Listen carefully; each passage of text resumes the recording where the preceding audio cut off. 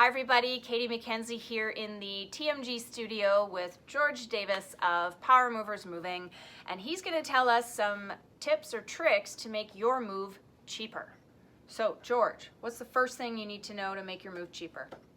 All right, so I'm a young guy. I wanted to hire movers one time. I thought it was too expensive, so I started a moving company. You see how that has worked out for me.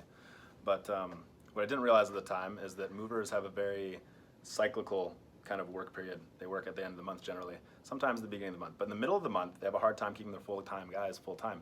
You can use that as a bargaining chip. If you call them and you say, how much, that's generally a red flag, because it means that the stuff you have may or may not be all that valuable if the first thing you ask is how much, because the movers might be a little off put by that. But if you say, I can be flexible with the time, can you help me out with the cost on that? Absolutely. They will schedule at a time that is convenient for them before or after someone else's move in the middle of the month.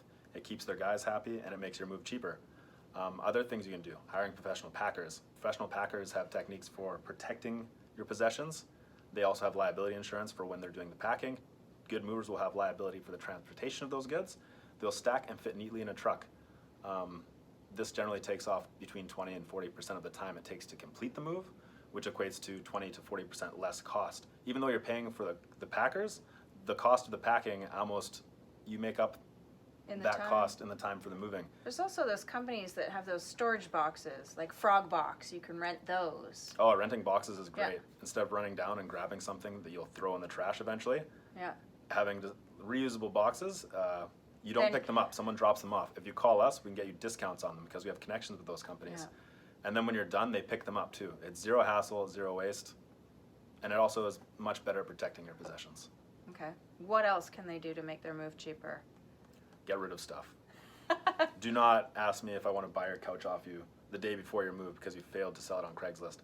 I've had a move that cost $600 because it costs $150 to throw away a 7-piece sectional, because throwing stuff away is not free, and then the time to take it there and throw it out is also not free. My advice was to give it away at the beginning of the month when people are trying to acquire furniture. Do not try and give it away at the end. Don't get greedy. Don't try and get too much money for it, because it will just cost you more money.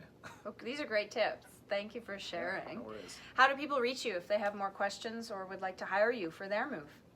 Honestly, Google's the best one. Google's my friend. You can also hit our phone number at 604-779-6076. Or if you feel like it, you can check out our website at powermoves.ca. Awesome. Well, thanks for taking the time today. And thank you for everyone for watching, and we'll talk to you soon. Bye for now.